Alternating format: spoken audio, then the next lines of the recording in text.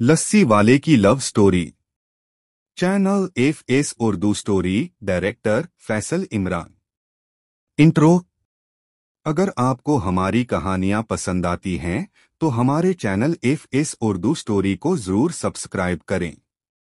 Video को like करें, comment करें और अपने दोस्तों के साथ शेयर करना ना भूलें। और हाँ, बेल आइकन जरूर दबाएं ताकि अगली कहानी आपसे मिस न हो। कहानी शुरू होती है। ये कहानी है बशीर लस्सी वाले की, जो लाहौर की एक पुरानी गली में अपनी छोटी सी लस्सी की दुकान चलाता था। लोग उसे लस्सी किंग कहते थे, लेकिन प्यार में बेचारा हमेशा फेल ही रहा। एक दिन उसकी दुकान पर आई अनम, जो अपनी दादी के लिए लस्सी लेने आई थी।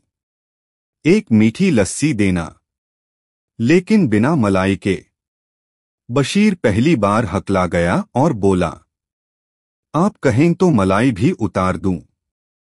उस दिन के बाद से अनम रोज दुकान पर आने लगी, कभी असली बहाने से, कभी नकली।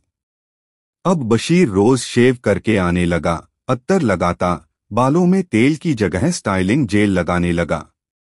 लेकिन अनम के घरवाले सख्त मिजाज थे।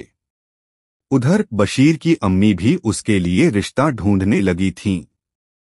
और इधर अनम के घर वाले उसे पास की मोबाइल शॉप वाले खालिद बट से मिलवाने लगे। बशीर ने तय कर लिया कि वो अब अपनी मोहब्बत का इजहार करेगा। उसने एक प्यारा सा लव लेटर लिखा और लस्सी के गिलास के नीचे चिपका दिया। लेकिन किस्मत देखिए, वो लस्सी अनम की दादी ने पी ली और मुस्कुराकर बोली, बहुत मीठी लस्सी थी, रोज भेजा करो बेटा। बशीर का दिल भी उसी गिलास के साथ डूब गया।